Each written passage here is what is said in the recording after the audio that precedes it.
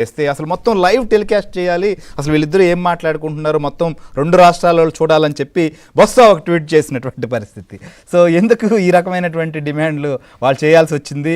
So వాళ్ళు కూడా పాలించారు, వాళ్ళు పరిష్కరించుంటే ఈ పరిస్థితి ఉండేది కాదేమో. బహుశా వీళ్ళు కూర్చొని చర్చించాల్సినటువంటి అవసరం కూడా ఉండేది కాదు కదా. ఏంటి అసలు ఈ భేటీకి సంబంధించి ఆంధ్రప్రదేశ్లో వస్తున్నటువంటి ఫీడ్బ్యాక్ ఏంటి, ఏమేమి పరిష్కరించుకుంటే బాగుంటుందనేది అక్కడ వారి అభిప్రాయం. శ్రీహరి, ఆంధ్రప్రదేశ్లో అయితే మాత్రం అందరూ కూడా హైదరాబాదులో ఉండే ప్రజాభవన్ వైపు 1000 కళ్ళతో ఎదురు చూస్తున్నారు. ఎందుకంటే గత 5 సంవత్సరాలుగా ఆంధ్రప్రదేశ్లో జరిగిన విధ్వంసం, అరాచకం, ఈ పాలన నుంచి ఇటీవల కాలంలో జరిగిన ఎన్నికల్లో అబ్సల్యూట్ మెజార్టీతో తెలుగుదేశం కూటమి ప్రభుత్వం రావడంతో కనీసం ఇప్పటికైనా సరే 10 ఏళ్ల నుంచి పరిష్కారం కాని సమస్యలు పరిష్కారం అయితే 2 రాష్ట్రాల అభివృద్ధికి కానీ ప్రయోజనాలకు కానీ తెలుగు రాష్ట్రాలుగా విడిపోయినప్పటికీ కూడా తెలుగు వారిగా అన్నదమ్ములుగా కలిసి ఉండాలనే భావంతోనే చంద్రబాబు నాయుడు సీనియర్ అయినప్పటికీ 4 సార్లు ముఖ్యమంత్రిగా ప్రమాణ స్వీకారం చేసినప్పటికీ కూడా భారత రాజకీయాల్లో సీనియర్ నేత అయినప్పటికీ కూడా చొరవ తీసుకొని లేఖ రాసి ఈ చర్చలకి ముందుకు వచ్చారు. ఈ నేపథ్యంలోనే ప్రధానమైన అంశం ఏంటంటే ఈరోజు సమావేశంలో షెడ్యూల్ 9 అండ్ షెడ్యూల్ 10 ఈ 2కి సంబంధించిన ఆస్తులకు ఏదైతే షీలా బీడే కమిటీ రిపోర్ట్ ఇచ్చిందో ఆ రిపోర్టుకు సంబంధించి మాట్లాడటంతో పాటు ఎక్కడైతే సమస్య ఎరైజ్ అవుతుందో అక్కడ దాని నుంచి బయటపడేందుకు, దాన్ని ఓవర్కమ్ చేసేందుకు ఏం చేయాలనే అంశాన్ని ఈ 2 అంశాలే ప్రధానంగా చర్చించబోతున్నారు. షీలా బీడే కమిటీకి సంబంధించి ఇచ్చిన నివేదికలో 53 సంస్థలకు సంబంధించిన 2 రాష్ట్రాల మధ్య ఏకాభిప్రాయం కుదిరింది కాబట్టి ఆ 53 సంస్థలకు సంబంధించిన విభజన ముందు పూర్తి చేసుకొని ఎక్కడైతే హడ్డీలు వచ్చిందో దాన్ని ఓవర్కమ్ కావటానికి ఒక రూట్ మ్యాప్ రూపొందించాలి అనేది ప్రాథమికంగా ఒక నిర్ణయానికి వచ్చారు అని చెప్పి మనకి ఏపీ సీఎంఓ నుంచి సమాచారం అందుతుంది. అది ఒక వర్కింగ్ గ్రూప్, అంటే రూట్ మ్యాప్ అంటే ఎలా, ఒక రూట్ మ్యాప్ని ఖరారు చేసి ఆ తర్వాత మెదలకొండ ఊరుకోవటం కాదు. గతంలో ఏపీ సీఎం జగను, అదేవిధంగా తెలంగాణ సీఎం కేసీఆర్ ఉదయం నుంచి సాయంత్రం వరకు చర్చలు జరిపినప్పటికీ ఆ తర్వాత వర్కింగ్ గ్రూప్ అనేది ఏర్పాటు కాకపోవడంతో ఎక్కడ వేసిన గొంగళి అక్కడే ఉంది.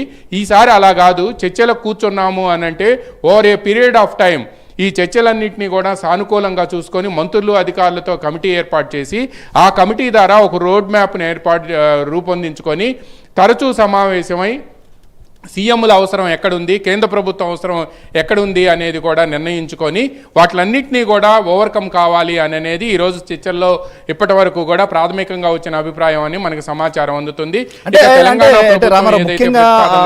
ఆస్తులు సంబంధించిన విషయంలోనే పరిష్కారం కాకుండా దీనిపైనే కోర్టుల వరకు వెళ్లేటువంటి పరిస్థితులు కూడా కనిపిస్తున్నాయి. ఇప్పటికే సుప్రీంకోర్టును కూడా గతంలో వెళ్ళినటువంటి పరిస్థితి మనకు ఉంది పిటిషన్ అయితే. సో ఇలాంటి పరిస్థితుల్లో షీలా బీడేకి సంబంధించినటువంటి కమిటీని కూడా మేము ఒప్పుకునేది లేదనేటువంటిది గత పాలకులు చెప్పినటువంటి మాట. అయితే ఇప్పుడు దీని విషయంలో ఏ రకమైనటువంటి చర్చ జరుగుతోందంటారు అక్కడ? షీలా బీడే కమిటీ ఇచ్చిన రిపోర్ట్లో అయితే మాత్రం శ్రీహరి, ముందుగా మనం ఒక విషయం గమనించాలి. ఆంధ్రప్రదేశ్ రీఆర్గనైజేషన్ యాక్ట్లో సెక్షన్ 68 సబ్సెక్షన్ 2లో ఏముంది అని అంటే జనాభా ప్రాతిపదికన షెడ్యూల్ 9 అండ్ షెడ్యూల్ 10లో ఉండే ఆస్తుల పంపిణీ జరగాలి అనేది ఏపీ రీఆర్గనైజేషన్ యాక్ట్లో సెక్షన్ 68 సబ్సెక్షన్ 2 చెబుతుంది. అంటే దీని ప్రకారం అంటే ఆంధ్రప్రదేశ్కు 58 అండ్ తెలంగాణకు 42 అనేది. షీలా బీడే కమిటీ కూడా ఇదే అంశాన్ని ఏపీ రీఆర్గనైజేషన్ యాక్ట్లో ఉన్న రూల్ని కోట్ చేస్తూ ఇలా ఆస్తులు పంచుకుంటే బాగుంటుందని సూచిస్తే తెలంగాణ సీఎం కేసీఆర్, అప్పటి సీఎం కేసీఆర్, నేను అసలు షీలా బీడే కమిటీని నేను గుర్తించను అని అన్నారు. అందువలన ఈ షీలా బీడే కమిటీని గుర్తించను అంటే అప్పటికే నదీ జలాల వివాదం ప్రారంభమైన నేపథ్యంలో 2 రాష్ట్రాల మధ్య కూడా రిలేషన్స్ చాలా హార్డ్ అయినాయి. ఈ నేపథ్యంలో చర్చల్లో ప్రతిష్టంభన నెలకొంది. జగన్ వచ్చిన తర్వాత కూడా ఒక రోజంతా కూర్చున్నా కూడా ఆ తర్వాత ఫాలో అప్ లేకపోవడంతో ఆగిపోయింది. ఈ నేపథ్యంలోనే 10 సంవత్సరాలు పూర్తవుతుండటంతో మాకు వెంటనే దీనికి సంబంధించిన పరిష్కారం కనుగొనే విధంగా కేంద్ర ప్రభుత్వాన్ని, తెలంగాణ ప్రభుత్వాన్ని ఆదేశించాలని 2023 నవంబర్లో ఆంధ్రప్రదేశ్ ప్రభుత్వం సుప్రీంకోర్టును ఆశ్రయించింది. అదేవిధంగా నదీ జలాల వివాదానికి సంబంధించి కానీ ఉమ్మడి ప్రాజెక్టులు ఏవైతే ఉన్నాయి శ్రీశైలం, నాగార్జున సాగర్ అండ్ పులిచింతల ఈ ప్రాజెక్టులకు సంబంధించి కానీ బ్రిజేష్ కుమార్ ట్రిబ్యునల్ వేయాలి. నికర జలాలు, మిగులు జలాల కేటాయింపుతో పాటు అవి లేకుండానే ఏవైతే ప్రాజెక్టులు నిర్మించారో అందువల్ల వాటికి కూడా ఎష్యూర్డ్ వాటర్ కావాలి కాబట్టి మొత్తం కూడా 2 రాష్ట్రాలకి కలిపి బ్రిజేష్ కుమార్ ట్రిబ్యునల్ వేయాలనగానే కేంద్ర ప్రభుత్వం వేసేసింది. ఇప్పుడు ఆర్గ్యుమెంట్స్ 2 రాష్ట్రాలు కూడా జరుగుతున్నాయి.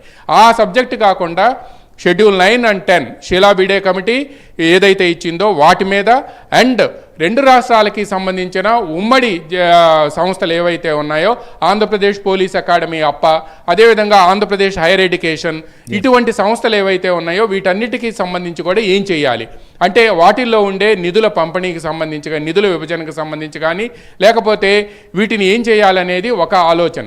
అయితే తెలంగాణ సీఎం అప్పట్లో కేసీఆర్ ఏం చెప్తారు, మా భూభాగం మీద ఆస్తులు ఉన్నాయి కాబట్టి ఏ భూభాగం మీద ఉన్న ఆస్తులు ఆ రాష్ట్రాలు తీసుకోవాలి అని. అటువంటప్పుడు ఆంధ్రప్రదేశ్కి వచ్చేది కూడా ఏమీ లేదు. ఎందుకంటే షెడ్యూల్ 9లో 24,000 కోట్లు, షెడ్యూల్ 10లో 34,000 కోట్ల రూపాయలు విలువ చేసే ఆస్తులు ఉన్నాయి. అందువలన ఆంధ్రప్రదేశ్ ప్రభుత్వం మొదటి నుంచి కూడా ఒక అంశం ఫైనల్ గా చెప్పండి. ఎస్, మీరు అన్నట్లుగా ఇప్పుడు ఈ సమావేశం జరగడం, ఈ సమస్యల పరిష్కారం కావడం కూడా వైసీపీకి ఇష్టం లేదా ఏంది? అట్లు మాజీ మంత్రులు బొత్స కావచ్చు, పేరు నాని కావచ్చు, వీళ్ళు చేసినటువంటి ట్వీట్లు చూస్తుంటే లైవ్ ఇవ్వాలంటే గతంలో ఏం జరిగిందో, అసలు ఏం జరిగాయి ఎప్పుడు మీడియా ముందుకు రాలేదు ముఖ్యమంత్రి, కానీ ఈ ముఖ్యమంత్రులకు సంబంధించి జరుగుతున్న మీటింగ్ని మొత్తం లైవ్లో ప్రతి మాట కూడా వినాలంటే వాళ్ళు ఎందుకు ఆ డిమాండ్ చేస్తున్నారు? ఆంధ్రప్రదేశ్ ముఖ్యమంత్రిగా 2019 నుంచి 2024 వరకు ఉన్న వైఎస్ జగన్మోహన్ రెడ్డి కనీసం ఒక్కసారి కూడా ప్రెస్ కాన్ఫరెన్స్ ఏర్పాటు చేయలేదు శ్రీహరి. అదేవిధంగా హైదరాబాద్లో ఒక రోజంతా జరిగిన కేసీఆర్ అండ్ జగన్ భేటీ తర్వాత కూడా ఒక్కరోజు కూడా ఆయన ప్రెస్ మీట్ బయటకు వచ్చి చెప్పలేదు, ఏం జరిగిందో కూడా ఎవరూ చెప్పలేదు. ఇప్పుడు మాత్రం ఆంధ్రప్రదేశ్ సీఎం చంద్రబాబు నాయుడు చొరవ తీసుకొని రెండు రాష్ట్రాల మధ్య కూడా ముఖాముఖి కూర్చొని చర్చలు చేస్తే కనీసం సమస్యకు పరిష్కారం అవుతుందంటే దాని మీద పేరు నానితో పాటు మాజీ మంత్రి బొత్స కూడా సెటైర్లు వేస్తున్నారు. పేరు నాని అయితే టీవీ ఎలక్ట్రానిక్ మీడియాలో వస్తున్న బ్రేకింగ్లు చూస్తే ఈ రెండు రాష్ట్రాలు మళ్ళా పునరేకీకరణ జరిగి రెండు కలిసిపోతే బాగుంటుంది ఉమ్మడి రాష్ట్రం కానీ ఆయన జోకులేస్తే, ఇక బొత్స సత్యనారాయణ మాత్రం ఏదైతే సాధ్యం కాదో అడ్డదిడ్డంగా మాట్లాడటంలో దిట్టయిన బొత్స సత్యనారాయణ మాత్రం అసలు లైవే ఇవ్వాలి అని చెప్పి ఒక ఉచిత సలహా పడేశారు. దానికి తెలుగుదేశం కూడా స్ట్రాంగ్ కౌంటర్స్ వేసింది. ఇక్కడ కావాలని కోరుకునేది కానీ రాష్ట్రాలుగా విడిపోయినా తెలుగు వాళ్ళుగా కలిసి ఉండాలి అని చెప్పి ఆంధ్రప్రదేశ్కి హైదరాబాద్కి నిత్య సంబంధాలు ఉంటాయి. అదేవిధంగా హైదరాబాద్ నుంచి ఆంధ్రప్రదేశ్కి వచ్చే వాళ్ళకి కూడా నిత్య సంబంధాలు. అందువలన రెండు రాష్ట్రాలు కూడా సర్వతోముఖాభివృద్ధి కలిసి వెళ్ళాలి అనేది. దీంతో పాటు వీళ్ళంతా కూడా తెలుగుదేశం నేతలు ఒకటే గుర్తు చేస్తున్నారు, మీరు రాష్ట్రానికి సంబంధించిన భవనాలన్నీ వాళ్ళకే ఇచ్చేస్తామనని, అదేవిధంగా మీరిద్దరు జరిపిన చర్చలు ఎవరికి తెలియదు అని చెప్పి మీరు ఇప్పుడు ఈ జోకులేస్తున్నారు అని బొత్స సత్యనారాయణకి అచ్చెన్నాయుడు స్ట్రాంగ్ కౌంటర్ ఇస్తే, పేరు నానికి మీద మాత్రం తెలుగుదేశం మంత్రులు కానీ నేతలు కానీ విరుచుకుపడ్డారు. ముందు పనయ్యే విషయం చూడండి, జోకులు మానేయండి. మీకు చేత కాకపోవటం వల్లే ప్రజలు మమ్మల్ని ఎన్నుకున్నారు, చేత కాలేదు కాబట్టి మీరు మెదలకుండా కూర్చోండి, మాకు చేత అవుతుంది కాబట్టి మా ముఖ్యమంత్రి లేఖ రాసి ఇరు రాష్ట్రాలకి సమస్యలకు కూడా ఒక నాంది పలికారు అని చెప్పి టీడీపీ నేతలు కూడా చెప్తూ ఉన్నారు. Thank you Ramarao. అప్డేట్స్ కూడా మళ్ళీ మీ దగ్గరకు వస్తాం ఒకసారి. సో మొత్తానికైతే ఇవాళ జరుగుతున్నటువంటి భేటీ తర్వాత చాలా కాలంగా